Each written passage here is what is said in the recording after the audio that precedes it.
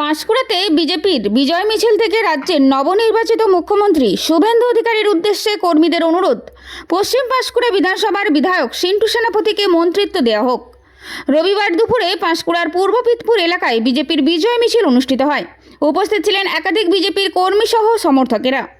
বিজেপির এক কর্মী সীমন্ত দোলাই রাজ্যের নতুন মুখ্যমন্ত্রী শুভেন্দু অধিকারীর প্রতি অনুরোধ জানিয়ে বলেন, পশ্চিম পাঁশকুড়া বিধানসভা থেকে 32,000 ভোটে লিড নিয়ে জয়লাভ করেছে সিন্টু সেনাপতি, তাকে মন্ত্রিত্ব দেওয়া হোক।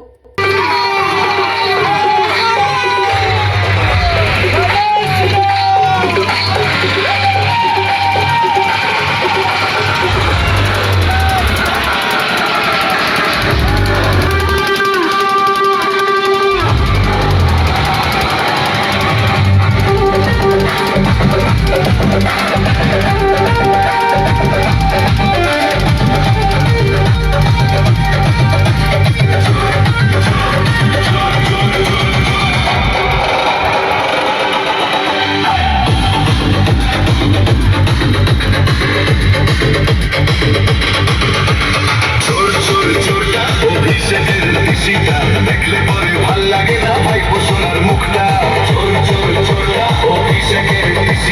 দেখলে পরে ভাল লাগে না ভাই সোনার মুখটা।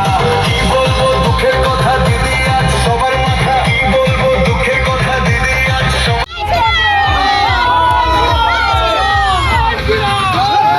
দিদি আর কিছু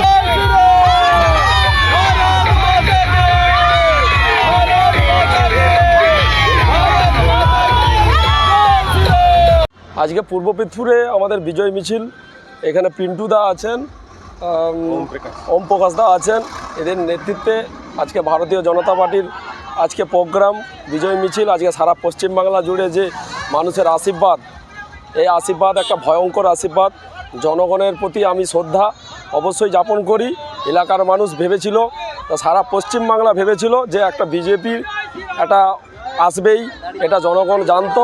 তো আমাদের আরও ভালো লাগছে, আমার বিশেষ করে আমার সারা পশ্চিমবাংলার মানুষের ভালো। আজকে মেদিনীপুরের ভালো আজ যেটা আমরা ভেবেছিলাম যে মেদিনীপুরের দুই দাদা শুভেন্দুবাবু এবং দিলীপবাবুকে দুটা খুব ভালো জায়গা দিয়েছে। এটা পশ্চিমবাংলার মানুষ, পূর্ব মেদিনীপুর পশ্চিম মেদিনীপুরের মানুষের জয়। আমরা আজকে এই বিজয় মিছিল আনন্দের সাথে পালন করছি। আমি পশ্চিমবাংলার মাননীয় শ্রী শুভেন্দু অধিকারীকে মুখ্যমন্ত্রীকে বলতে চাই যে দাদা, আমার যে পশ্চিম পাঁশকুড়ার সিন্টুদা 32,000 ভোটে লিড করে জিতেছে জনগণের আশীর্বাদে, আমরা আপনার কাছে অনুরোধ এবং আবেদন আমাদের জনগণের প্রতি থাকবে যে দাদা যেন মন্ত্রিত্ব পায়। আপনার কাছে খুব আশাবাদী, এই আশা রইল।